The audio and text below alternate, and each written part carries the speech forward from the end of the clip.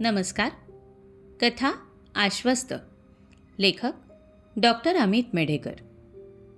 अभिवाचन मंदाकिनी पाटील, गरुड. गिरीशला लहानपणापासूनच हनुमानाचं वेड. कसं लागलं, कुठून लागलं काहीच माहिती नाही. लहानपणी आजी तुळशीबागेत रामाच्या मंदिरात जायची तेव्हा हा तिच्याबरोबर जायचा आणि रामाला नमस्कार केल्यावर हनुमानाजवळ बसून राहायचा. बराच वेळ त्याला हनुमानाशेजारी बसायला आवडायचं. हातात गदा घेतलेलं ते हनुमानाचं लोभस रूप पाहून त्याला काहीतरी आतून व्हायचं एवढं नक्की. आजीनं त्याला पंचधातूंनी बनलेली हनुमानाची छोटीशी मूर्ती तेव्हा घेऊन दिलेली. हा ती मूर्ती कायम स्वतःजवळ ठेवायचा. जेव्हा कधी हनुमानाची मंदिरं त्याला रस्त्यावरती दिसायची तेव्हा तो न चुकता त्याला नमस्कार करायचा. त्याच्यासाठी शनिवार आणि मंगळवार असे दोनच हनुमानाचे वार कधीच नव्हते, कारण प्रत्येक दिवशीच त्याला हनुमानाची ओढ लागायची. तो आजीला विचारायचा, आजी, या मूर्तीत खरंच हनुमान आहे का ग? आजीचं हो असं उत्तर ऐकलं की खुश होऊन हनुमानाच्या पायाला हात लावून म्हणायचा, मारुतीराया, दर्शन दे की रे बाबा मला. लहानपणी त्याच्याकडे फक्त एकच खेळणं होतं बरं का, ते म्हणजे हनुमानाची गदा. ती प्लास्टिकची होती पण खूपच मजबूत होती. तीच घेऊन सगळीकडे फिरायचा आणि मोठ्यानं म्हणायचा, जय श्रीराम. त्याच्या दृष्टीनं त्याला त्या गदेबरोबर खेळणं आणि भरपूर व्यायाम करणं एवढंच माहिती होतं. त्यानं व्यायामाचा कधीच कंटाळा केला नाही. जेव्हा कधी टीव्हीवरती रामायण लागायचं तेव्हा तो ते मन लावून पाहायचा आणि सतत रामाचा जप करायचा. आजी गेली तरी तो सारखा आईबाबांना विचारायचा, मला कधी हनुमान दिसेल का माझा? तेव्हा त्याची आई हसून म्हणायची, अरे वेळ आली ना की नक्की येईल तो भेटायला. बालपण संपलं. हा मोठा झाला तरी हनुमानाची भक्ती तशीच होती. पुढे गावातलं घर सोडून हा कोथरूडला एका मोठ्या सोसायटीत राहायला गेला. तिथला फ्लॅट त्याला खूप आवडला. याचं मुख्य कारण म्हणजे त्या सोसायटीच्या आवारात हनुमानाचं सुंदर मंदिर होतं. घरातले सगळेजण फ्लॅट पाहायला गेले होते आणि फ्लॅटपेक्षा गिरीशला तिथलं मंदिर खूप आवडलं होतं, म्हणूनच त्याच्या बाबांनी तिथला फ्लॅट बुक केला. पुढे गिरीशचं शिक्षण होऊन त्याला चांगला जॉब लागला. दररोज ऑफिसला जाताना आणि ऑफिसवरून परत आल्यावर हनुमानाचं दर्शन घेतल्याशिवाय हा काही परतायचा नाही. हनुमानाशी जणू हा दिवसभराच्या गप्पाच मारायचा. मंदिरात बसल्यावर कधीतरी त्याला प्रश्न पडायचा की हा हनुमान खरंच आहे का, की मी एकटाच या मूर्तीशी बोलत असतो. मंदिरात बसल्या बसल्या तो देवाला म्हणायचा, अरे कधीतरी तू प्रचिती दे असल्याची. पण मूर्ती काही बोलायची नाही. तरी त्याचा हा बोलण्याचा नेम त्यानं कधीच सोडला नाही. काही वर्षांनी गिरीशला कंपनीत प्रमोशन मिळालं आणि त्याला कंपनीनं जर्मनीला पाठवलं. अजून लग्न वगैरे काही व्हायचं होतं, त्यामुळे बाकी काही पाश नव्हते. त्याच्यामुळं हा सुखासुखी तयार झाला. याचं सामान पण कमी होतं, पण त्या पंचधातूंनी बनलेली त्याची ती मूर्ती त्यानं आठवणीनं जवळ घेतली होती. जर्मनीला गेल्यावर रुटीन बसायला थोडा वेळ लागला. याला काही दिवस झोपच लागायची नाही, पण हळूहळू मात्र त्याचा जम बसला. काम इंटरेस्टिंग होतं. त्याचा दिवसभराचा वेळ सहज कामात निघून जायचा. कंपनीनं त्याला क्वार्टर्स प्रोव्हाइड केले होते, त्यामुळे ऑफिसमधून आल्यावर अगदी निवांतपणे त्याचा वेळ जायचा. कालांतराने तिथे त्याचा एक ग्रुपही तयार झाला. हा ग्रुप नेहमीच ॲडव्हेंचर ॲक्टिव्हिटीज करायचा. कधी सायकलिंग, कधी रेसिंग, कधी माउंटेन हायकिंग, तर कधी स्विमिंग. थोडासा बुजरा असलेला गिरीश हळूहळू या ग्रुपमध्ये मिसळला. गिरीश धरून 7 जणांचा हा ग्रुप तसा फार ॲक्टिव्ह होता. कधी कधी तर हे लोक रात्रभर ॲडव्हेंचर करत बसायचे. जर्मनीला आल्यावर मात्र त्याचं हनुमान मंदिरात जाणं बंद झालं होतं आणि त्या मानानं हनुमानाची आठवण काढणं पण कमी झालं होतं. आईबाबांना तसं अधूनमधून सोसायटीच्या हनुमान मंदिराबद्दल फोनवर विचारायचा, पण तिथे असतानाच त्याचा नेम इथं मात्र काही राहिला नव्हता. तसंही या परदेशात त्याच्या कामात तो स्वतःला जास्त मग्न ठेवायचा. पूर्ण 2 वर्षाचं त्याचं हे प्रोजेक्ट होतं. काम भरपूर असायचं, पण सुट्टी मिळाली की हा ग्रुप वेळोवेळी काही ॲक्टिव्हिटीज करायला जायचा. प्रोजेक्ट सुरू होऊन जवळपास 10 महिने झाले होते. यावेळेस लाँग वीकेंड होता. कामातून जरा ब्रेक मिळेल म्हणून सगळ्यांचं आल्प्समध्ये जायचं ठरलं. यावेळेस त्यांनी आल्प्समधील ऑस्ट्रिया आणि स्लोवेनिया यांच्यामध्ये असलेली एक रेंज ठरवली होती. आवश्यक साहित्य घेऊन ते सगळेजण आल्प्सच्या चढाईला गेले. सगळेजण तसे मजबूत, धडधाकट आणि दणकट होते. त्यामुळे कोणाला काही त्रास होईल अशी काही शक्यताच नव्हती. त्यातून जवळजवळ 5 दिवस सुट्टी असल्यामुळे पहिल्या दिवशीच त्यांनी बेस कॅम्पपर्यंत मजल मारली होती. अंदाजे 12,000 फुटांपर्यंत चढायचं होतं. लाँग वीकेंड म्हणून ते गेले होते, पण त्यांना पहिल्या दिवशीच वातावरणाचा एवढा अंदाज आला नव्हता.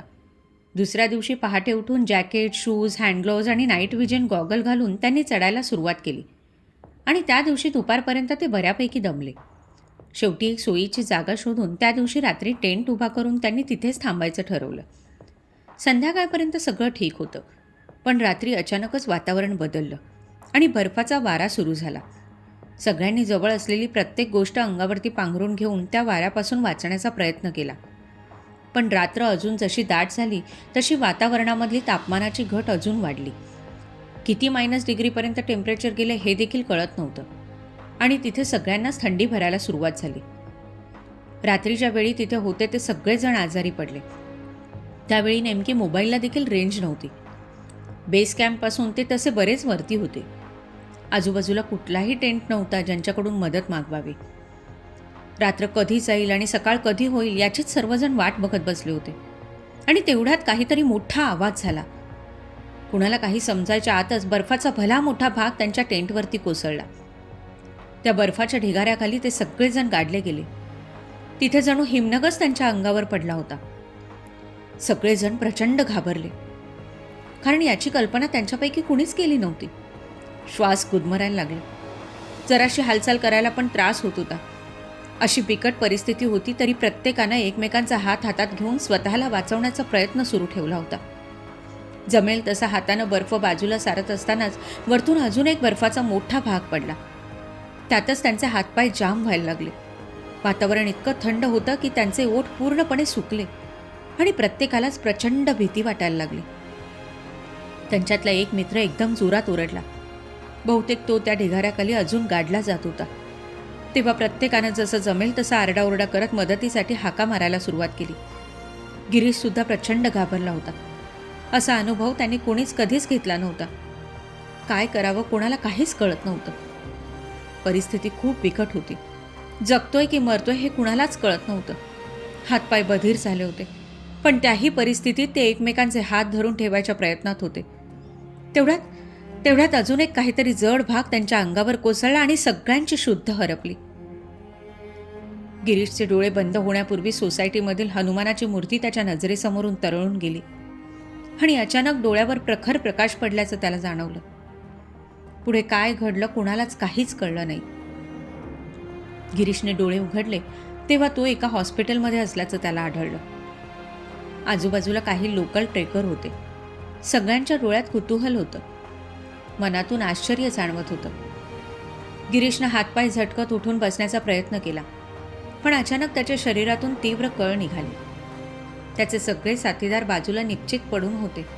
तो घाबरला आणि कसंबसं बळ आणत त्यानं एकाला नुसतं खुणेनंच विचारलं, सगळेजण कसे आहेत? तसं त्याला मित्राने सांगितलं की ते सगळे ठीक आहेत. तेव्हा कुठं त्याच्या मनाला शांतता मिळाली. पण आपण इथं कसं आलो हेच त्याला कळेना. आम्ही इथे कसं काय? त्यानं न राहून विचारलं. इट्स अ मिरॅकल, कुणीतरी म्हटलं. नक्की काय कळेना. शेवटी आशेनं त्याच्याकडे बघत असताना एक जण बोलला, काल रात्री खूप मोठा बर्फाचा कडा कोसळला होता. तुम्ही त्यावेळी तिथंच होतात. आम्हाला इथे खालती जाणवलं की खूप काहीतरी होतंय, पण आम्ही काहीच करू शकत नव्हतो. पण नंतर काय कसं कळलं आणि अचानक वादळ आलं आणि सगळं अंधुक झालं. इथे पण सोसाट्याचा वारा होता. तेव्हा काय झालं नक्की काहीच माहीत नाही, पण वरती काहीतरी हालचाल झाली आणि जेव्हा वादळ शमलं तेव्हा अचानकपणे तुम्ही सर्वजण बेस कॅम्पमध्ये पडलेले दिसलात. तिथूनच आम्ही तुम्हाला इथे हॉस्पिटलमध्ये घेऊन आलोय. गिरीशचा या बोलण्यावर विश्वास बसेना, कारण ते सगळे मृत्यूच्या दारातून परत आले होते. हे आश्चर्य कसं काय घडलं ह्याचा तो विचार करत होता. काही वेळानं सगळेजण शुद्धीवर आले. प्रत्येकाला प्रथमोपचार मिळाले.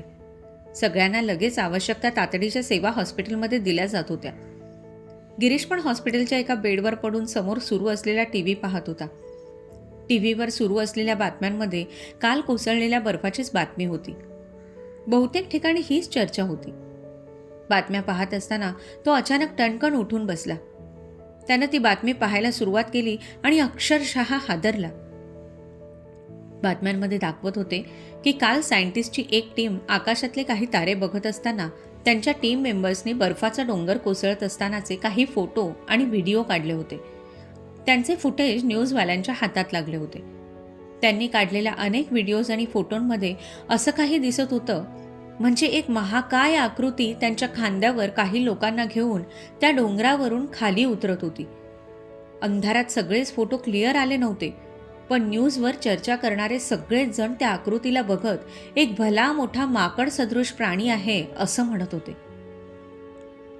ती छायाचित्र टीव्हीवर पाहिल्यावर गिरीश अक्षरशः रडायला लागला. त्याच्या डोळ्यातून पाणीच थांबेना. बाकीचे लोक त्याला विचारू लागले की काय झालं तुला, पण हा मात्र फक्त रडत होता. रडता रडता तो तसाच उठला आणि त्याच्या बाजूच्या शेल्फमध्ये ठेवलेल्या बॅगेत हात घातला. थोडं चाच पडल्यावर त्याच्या हातात ती वस्तू आली. तिला घट्ट पकडून आपल्या आसवांचा अभिषेक तो त्या गोष्टीवर करायला लागला.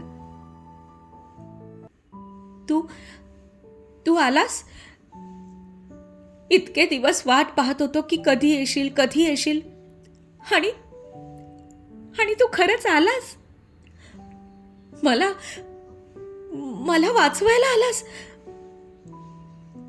लहानपणापासून सारखं वाटायचं की तू आहेस ना, आणि मग जर आहेस तर दिसत का नाहीस. आणि आई म्हणायची त्याप्रमाणे खरंच योग्य वेळेला आलास तू. मारुतीराया, हनुमाना, बजरंगबली, तू आहेस. भारत असो की जर्मनी, ऑस्ट्रिया असो की स्लोव्हनिया, तू आहेस.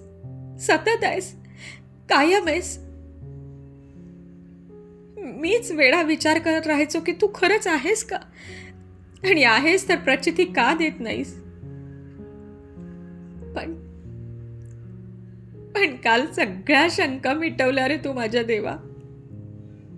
सगळ्या शंका मिटवल्या.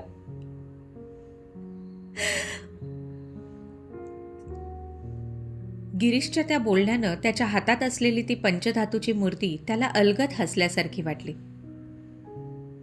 या परदेशात कुणाला कितपत समजेल हे माहिती नव्हतं, पण त्याला मात्र हे नक्की कळलं होतं की काल रात्री त्याला वाचवायला त्याचा परमप्रिय हनुमान बाप्पाच आला होता.